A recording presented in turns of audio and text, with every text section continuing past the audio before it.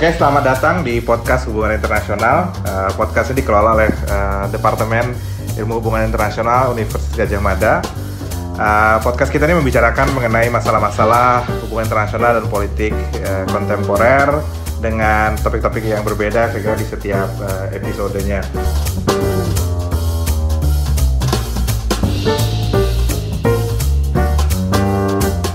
Hari ini saya menjadi host dari podcast ini. Nama saya Yudi, dosen dan peneliti di Departemen Ilmu Hubungan Internasional.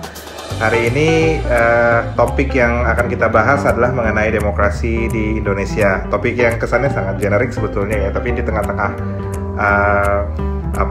kejenuhan berita dan analisis mengenai COVID, saya kira ini juga salah satu usaha kita untuk hidup di the new normal, membicarakan mengenai politik dan hubungan internasional di tengah pandemi.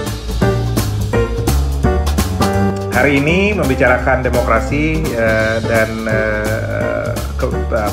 masalah-masalah yang muncul terkait demokrasi dan HAM di Indonesia. Saya ditemani oleh Mbak Diah Kusumaningrum yang juga merupakan dosen dan peneliti di Departemen Ilmu Hubungan Internasional UGM. Biasa dipanggil Mbak DK, nama bekennya, ya kan. Selamat malam Mbak DK, ini malam ya. Selamat malam. Apa kabar? Baik. Sehat, keluarga? Yes. Mantap. Sehat. Mbak Dike ini, saya kira beberapa waktu lalu ya Mbak Dike sempat nulis juga di Tirto mengenai kebangkitan sayap kanan ya di seluruh dunia. Saya kira sangat pas dengan topik diskusi kita malam ini. Iya nggak Mbak Dike? Ya, dipas-pasin bisa sih. Saya mungkin ingin memulai dengan sedikit merefleksikan apa yang terjadi dengan demokrasi Indonesia belakangan ini. Saya kira semua yang mendengar podcast ini juga mungkin sudah memahami ya, atau sudah mengerti bahwa belakangan ini kita sering menemukan suara-suara yang mengatakan bahwa di Indonesia sekarang demokrasinya sedang mengalami kemunduran atau mengalami tantangan besar setidaknya. Ada beberapa hal yang terjadi di beberapa tahun terakhir, misalnya adanya peningkatan frekuensi penangkapan terhadap aktivis, pekerja HAM, kemudian juga ada berbagai kebijakan dan undang-undang yang dilihat tidak progresif, kemudian juga membawa banyak kemunduran bagi demokrasi. Ada undang-undang terkait RKUHP, ada undang-undang terkait dengan pemberantasan korupsi. Belakangan juga ada undang-undang soal Omnibus Law dan juga undang-undang Minerba. Jadi berbagai kebijakan kontroversial yang menurut para pengamat dan aktivis HAM dianggap sebagai suatu kemunduran. Nah, selain itu kita juga sering tentu saja mengalami atau mendengar berita mengenai hal-hal yang kurang mengenakan yang dialami oleh teman-teman kelompok minoritas di Indonesia, baik minoritas berbasis suku, berbasis gender, agama dan sebagainya. Jadi saya kira ini juga menjadi tantangan. Belum lagi PR soal penegakan HAM di masa lalu yang saya kira sampai hari ini belum selesai. Jadi fenomena-fenomena ini sering diterjemahkan oleh banyak pihak sebagai tanda atau indikator kemunduran demokrasi di Indonesia. Apa betul kita sedang mengalami periode yang disebut sebagai dekonsolidasi demokrasi yang sebetulnya sudah susah payah direbut dulu sejak jatuhnya rejim Soeharto. Nah, Mbak Dike melihat hal serupa nggak dari gambaran saya tadi? Apa betul kita sedang mengalami dekonsolidasi, Mbak?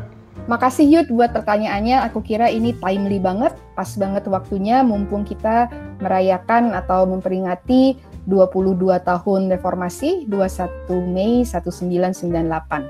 Aku sih setuju ya dengan pengamatan itu, demokrasi sedang mundur.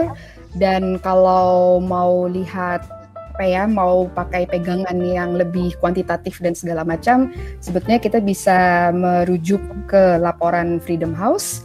Jadi laporan yang terbaru yang mereka keluarkan, Freedom in the World tahun 2020, mengatakan bahwa democracy and pluralism are under assault gitu. Dan ini bukan hal yang baru, karena menurut Freedom House ini kelanjutan dari tren yang sudah berjalan selama 14 tahun terakhir. Jadi 14 tahun terakhir ini banyak sekali negara yang skor demokrasinya turun. Nah, Indonesia salah satunya. Kalau dilihat Indonesia itu sebetulnya dari tahun 2008 sampai sekarang 2020 tuh nilainya turun terus gitu ya. Tapi penurunan yang paling mengenaskan itu penurunan di tahun 2014 karena tadinya Indonesia masuk kategori free, dia turun ke kategori partly free gitu. Tapi menarik sih contoh-contoh yang dikasih Yudi tadi, karena kalau kita pakai indikatornya Freedom House, skor demokrasinya Freedom House kan terdiri di atas 2 komponen. Satu ada political rights, satu lagi ada civil liberties. Nah, penurunan skor di political rights itu sebetulnya tidak drastis. Nilai Indonesia di political rights sebetulnya juga nggak jelek-jelek amat gitu. Tapi penurunan skor di civil liberties itu cukup drastis dan mengecewakan gitu. Jadi ya itu menggambarkan apa yang Yudi bilang tadi, berita-berita di koran dan segala macam yang kita rasakan sehari-hari resonate dengan tren yang ditangkap secara global. Kalau boleh diklarifikasi, civil liberties itu kalau di Freedom House dia menginterpretasikan sebagai apa sih? Kalau kita ngomong civil liberties itu kita bicara soal kebebasan berekspresi, kebebasan berserikat, kita bicara soal perlindungan terhadap kelompok minoritas, perlindungan terhadap identitas dan segala macam. Jadi kita tidak per se ngomong soal institusi politik dan akses politik seperti pemilu, boleh nggaknya orang ikut dalam pemilu, tetapi ini lebih ke boleh atau tidak orang menjadi dirinya sendiri, mengekspresikan pikirannya sendiri dan segala macam. Dan kita lihat memang belakangan ini banyak sekali gitu ya serangan terhadap kelompok minoritas agama, minoritas kepercayaan, minoritas seksual gitu, adat dan segala macam. Ya, berarti memang di bagian civil liberties ini gapnya lumayan besar ya kalau dilihat dari data Freedom House soal kemunduran demokrasi kita. Saya ingin mengaitkannya juga dengan fenomena pandemi yang kita hadapi sekarang ya, biar ada kaitan dengan pandemi dikit nih. Kan beberapa orang melihat bahwa hadirnya pandemi di tengah kita ini sebetulnya juga memberi peluang buat resentralisasi negara ya, otoritas negara dalam kehidupan civic warganya, karena mau tidak mau memang akan ada banyak pembatasan kehidupan sosial dan tentu saja pembatasan itu berarti memberi ruang bagi negara untuk bisa mengexercise powernya over citizens-nya, sehingga banyak yang melihat bahwa jangan-jangan ini memberi panggung lahirnya kembali alat-alat represi negara untuk membatasi masyarakatnya.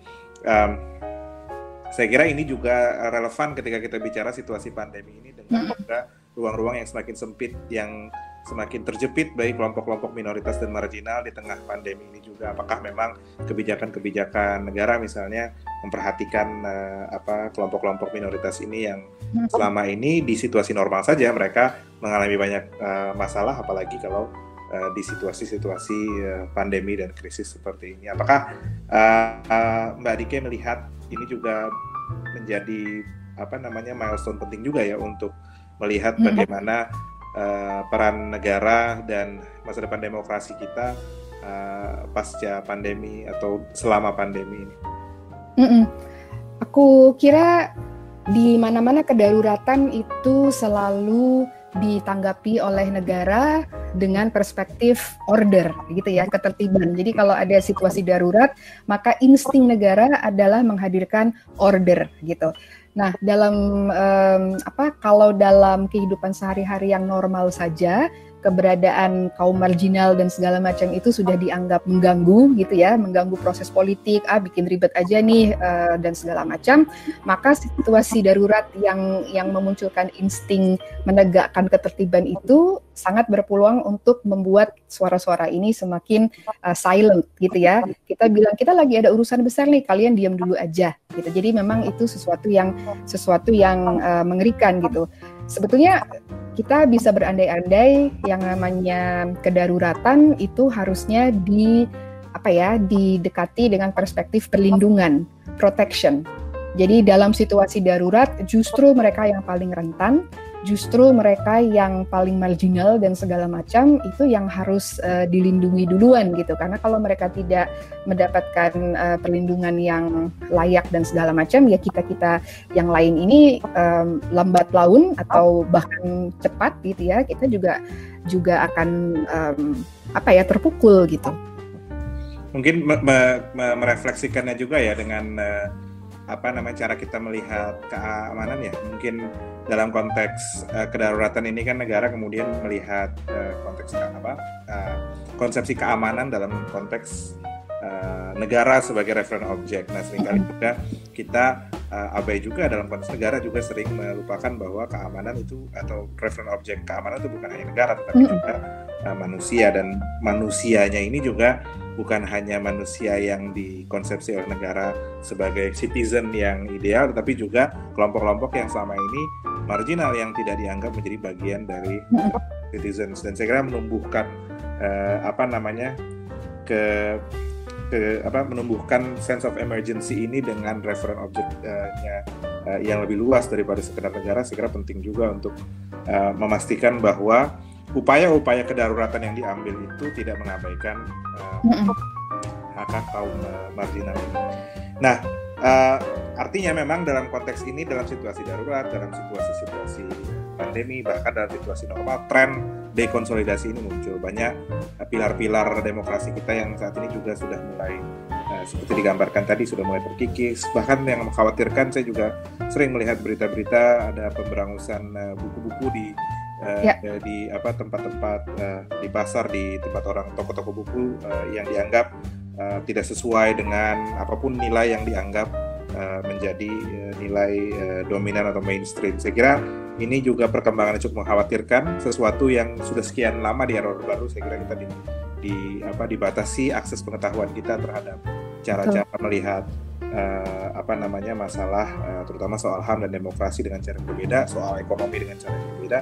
Nah, kalau hari ini masih insting-insting untuk memberangus buku itu terus dilakukan, saya kira juga ini bisa sangat berbahaya.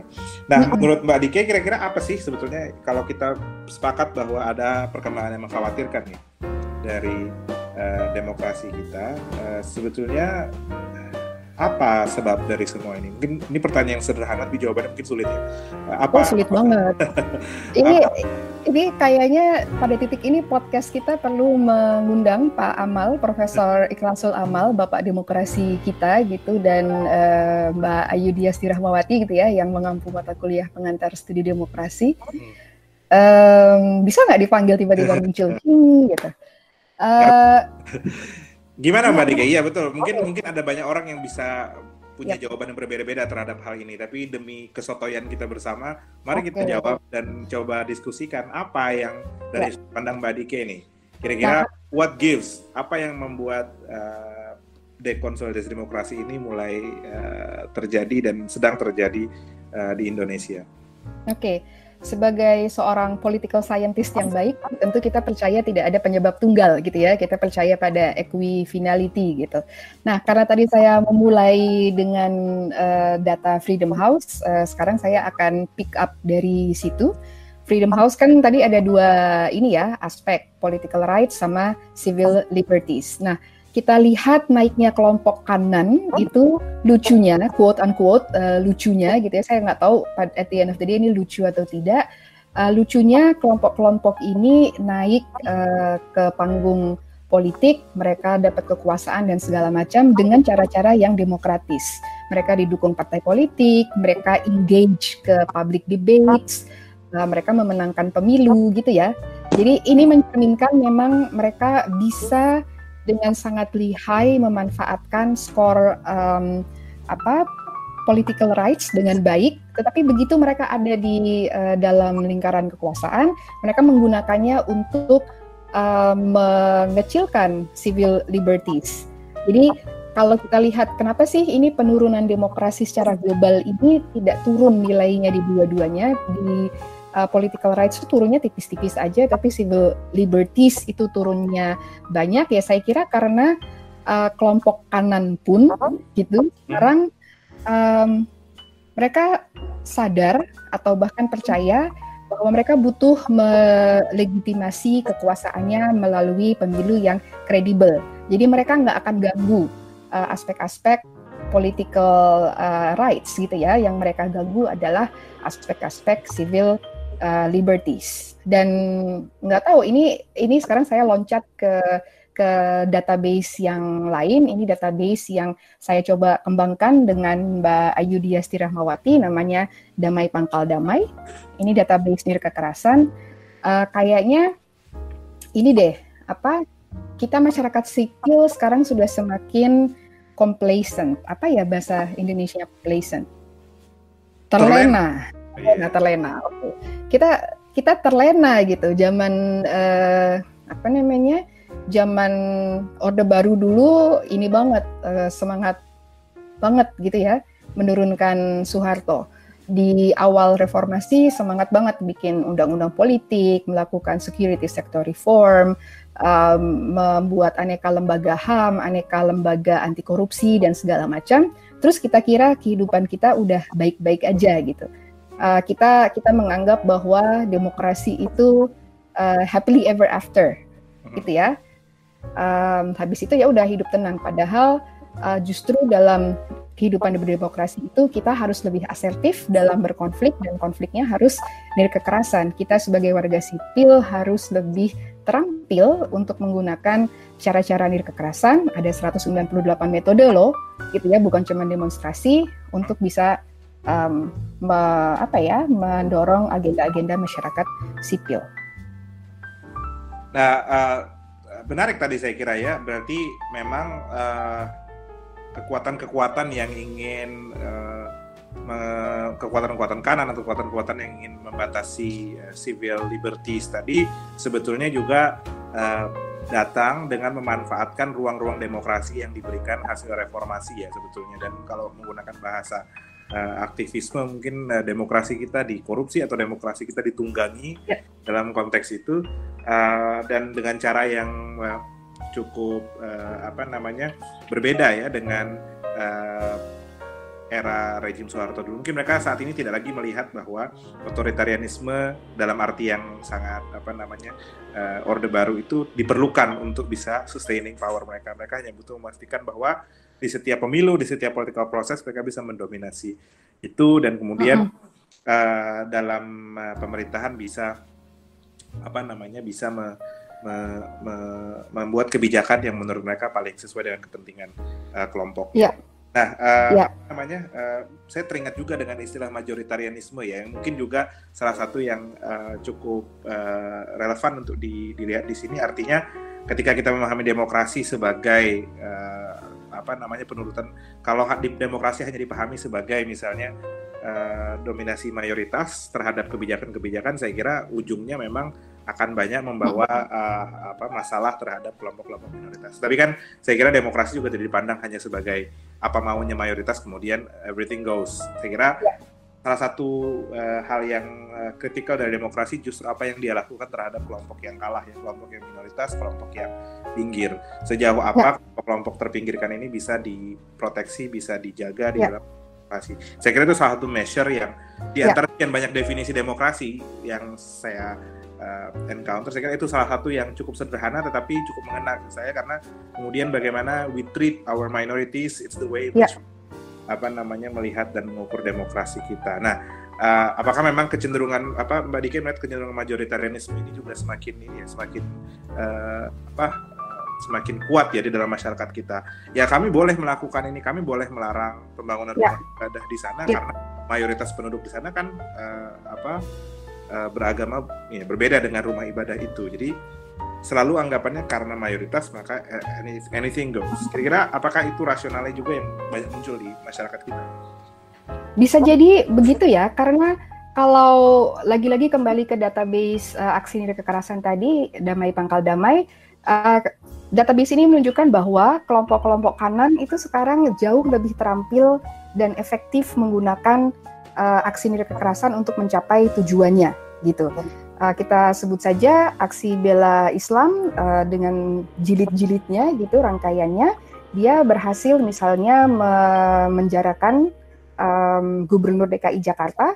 Dia berhasil mendorong Presiden Joko Widodo waktu itu untuk menggandeng Ma'ruf Amin menjadi pasangan ininya dalam pemilu gitu ya. Jadi ada banyak yang bisa diraih oleh kelompok kanan dengan menggunakan aksi nilai kekerasan.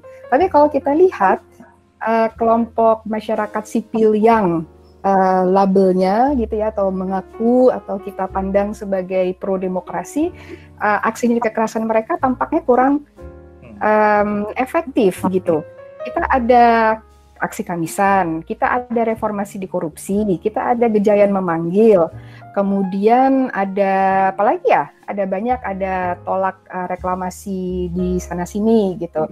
Ada darurat agraria, darurat iklim segala macam. Kayaknya kita nggak beranjak jauh gitu dari kondisi kita. Jadi betul kelompok-kelompok kanan itu sekarang sudah lebih lebih terampil menggunakan aksi nilai kekerasan gitu. Jadi itu satu hal. Tapi aku tertarik dengan kata-kata Yudi tadi, paradigma proteksi gitu ya. Karena selama ini kalau kita bicara soal konsolidasi demokrasi dan segala macam, yang ada di bayangan kita itu paradigma pemberdayaan. Jadi bagaimana kita memberdayakan masyarakat sipil dan segala macam. Nah, pemberdayaan itu mengasumsikan semua orang punya cukup sumber daya untuk berbicara atas nama dirinya sendiri, melindungi dirinya sendiri dan sebagainya. Jadi asumsinya kelompok-kelompok rentanlah yang harus diberdayakan. Bagaimana teman-teman LGBTQ, bagaimana teman-teman masyarakat adat, kepercayaan dan segala macam itu bisa kuat gitu ya.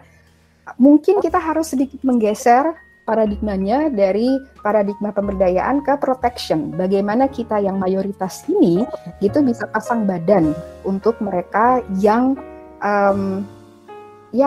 minoritas gitu. Mereka yang tidak sekuat kita, tidak sebanyak kita, tidak punya privilege sebesar kita gitu. Apalagi ketika di situasi di mana mereka actively dipreteli ya belakangan ini, sehingga kita berbicara soal pemberdayaan, kemudian mereka punya resource yang sangat terbatas dan semakin dibatasi untuk bisa berdaya, sehingga harus juga ada upaya afirmasi ya dari kelompok, maksudnya dari masyarakat demokratis untuk bisa bagaimana memastikan mereka bisa berdaya dan di saat yang sama memproteksi hak-hak mereka sebagai minoritas. Ya, saya kira itu salah satu view ya, salah satu cara kita melihat bagaimana demokrasi mengalami dekonsolidasi di sini, dan ke depan memang masih belum ada tanda-tanda kita bisa turning the tide dari arus yang kuat ke dekonsolidasi demokrasi ini. Saya sendiri sering berpikir apa yang bisa kita lakukan sebetulnya untuk bisa melihat atau mengubah arus yang kuat ini mengarah ke dekonsolidasi. Sebenarnya kalau Mbak Dike merefleksikannya seperti apa? Apakah Mbak Dike seorang optimis yang melihat bahwa dengan kekuatan masyarakat sipil, dengan modal setidaknya procedural demokrasi kita bisa kembali merebut dan menjaga demokrasi dan reformasi yang sudah susah payah dulu. Mbak Dike membayangkan what's gonna happen dalam beberapa tahun ke depan, under what condition sebenarnya kita bisa turning the tide of this deconsolidation. Jadi Yud, kita kan harus ingat nih bahwa di tengah kegagapan pemerintah menanggapi pandemi, masyarakat sipil itu step up to the occasion. Dia menangani hal-hal yang tidak ditangani oleh pemerintah. Dia menangani aneka aspek kehidupan dari ketahanan pangan, pendidikan, social distancing, menyebarkan informasi kemana-mana gitu ya. Nah, setelah pandeminya selesai, kurasa naluri kita semua adalah merayakannya dengan melakukan hal-hal yang sudah kita rindukan gitu ya, kembali ke kehidupan normal dan segalanya. Jadi ya udah move on dari masa pandemi ini, bersenang-senang kembali ke kehidupan normal. Padahal ini justru momen yang krusial yang nggak boleh dilewatkan oleh masyarakat sipil buat memanen kontribusi kita dalam penanganan pandemi. Kita harus bisa nih menerjemahkan ini sebagai bargaining chip sehingga kita bisa ikut mendefinisikan, mungkin bukan sekedar ikut ya, tapi kita bisa jadi aktor sentral untuk mendefinisikan apa itu the new normal.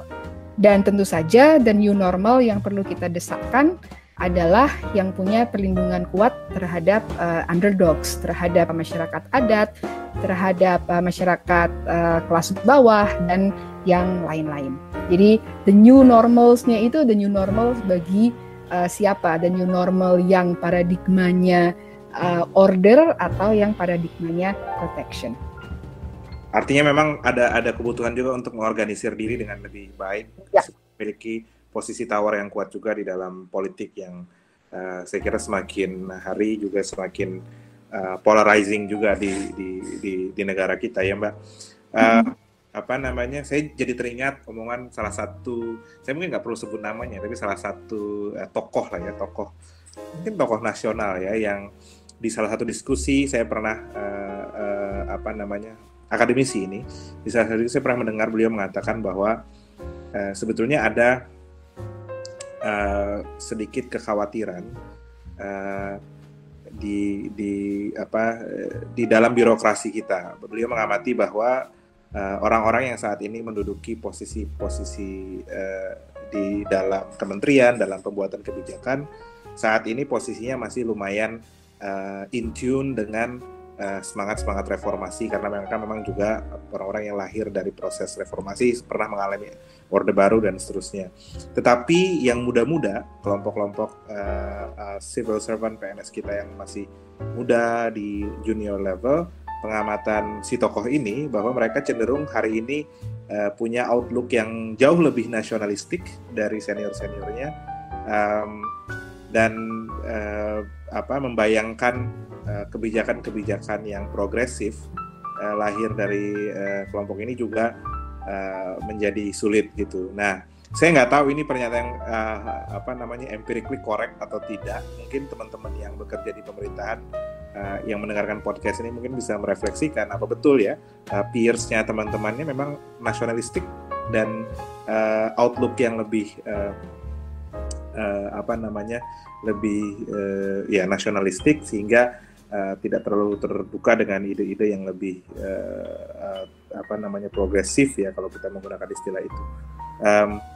Saya kira dalam beberapa tahun nanti itu akan menentukan, karena kemudian mereka yang menjadi decision maker, policy makers, dan seperti mungkin banyak pengamatan orang juga di Indonesia, politisi itu bisa mengarahkan arah negara ini, tetapi juga birokrasi itu juga seringkali mereka yang memegang peran penting, dan mereka yang juga menjadi rangka dari kehadiran negara di seluruh wilayah kita, sehingga apabila birokrasinya kemudian tidak berkomitmen terhadap demokrasi dan nilai-nilai yang di nilai demokrasi, maka mungkin juga akan sulit membawa perubahan. Saya kira itu hal yang juga perlu menarik kita refleksikan ya, terkait dengan masyarakat sipil kita, tapi juga elemen-elemen di dalam pemerintahan.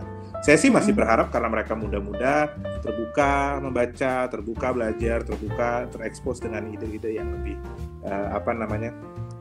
luas tentang solidaritas, tentang kemanusiaan, tentang demokrasi. Saya sih berharap banyak ya dari generasi baru PNS kita agar bisa melahirkan negara yang lebih progresif, melindungi semua warga negaranya, dan tentu saja berkomitmen terhadap hak asasi manusia dan demokrasi. Tapi kita harus lihat itu nanti.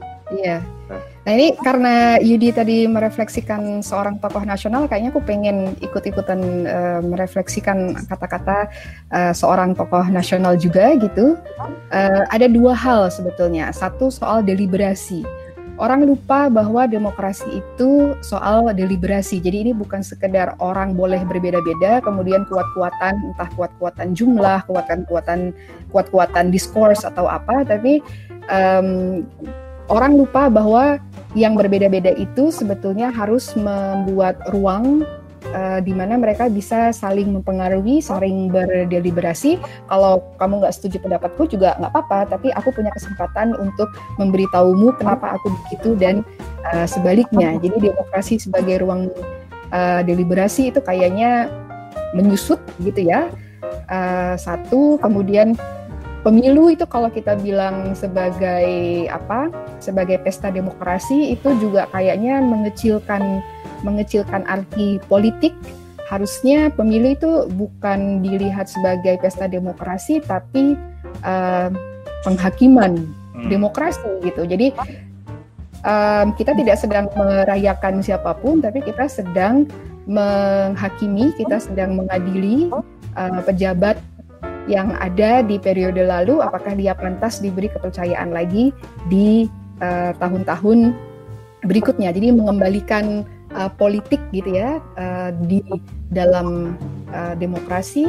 Dan juga yang terakhir sih ada tokoh yang pernah mengatakan bahwa demokrasi itu identik dengan kekecewaan. Kalau kita berani untuk kalau kita berani untuk masuk ke alam demokrasi, yaitu artinya kita harus siap untuk selalu kecewa, dan kekecewaan itu tidak boleh membuat kita kemudian mundur. Ya mending zaman-zaman otoriter dulu deh, karena ya demokrasi itu adalah kekecewaan. Sama halnya jangan berani-berani jatuh cinta kalau tidak berani patah hati, gitu kan? Ya patah hati itu niscaya dalam cinta gitu ya. Gimana lagi, jalanin aja gitu. Sama kekecewaan itu keniscayaan dalam demokrasi gitu. Nggak boleh mundur, maju terus gitu. Luar biasa, pakar cinta Mbak Dike. Saya kira itu refleksi yang menarik juga ya, artinya soal kekecewaan, soal demokrasi. Saya ingin terus meneruskan diskusi ini, tapi saya kira bisa berjam-jam kalau kita ngomongin ini. Bukan karena kita ahli mungkin Mbak ya, tapi karena kita sotoy saja. Saya kira itu ya sepenggal diskusi ya mungkin berguna bagi para pendengar merefleksikan soal demokrasi kita hari ini. Mungkin sebelum menutup podcast ini, satu disclaimer yang ingin saya sampaikan adalah diskusi saya dan Mbak Dike sama sekali tidak mewakili pandangan institusi, walaupun ini podcast Departemen Ilmu HI UGM, tetapi seperti kata Mbak Dike tadi, ini tempat deliberasi. Saya punya opini, Mbak Dike punya opini, mungkin teman-teman di Departemen HI juga punya pemikiran yang berbeda, mungkin bisa dinaikkan di episode berikutnya. Jadi mungkin ini mohon dianggap strictly sebagai personal opinion dari baik saya maupun Mbak Dike. Saya kira itu refleksi kita hari ini soal demokrasi. Mudah-mudahan nanti di lain kesempatan kita bisa bicara tentang topik-topik lain lagi. Sampai jumpa. Terima kasih Mbak Dike. Terima kasih juga. Dah.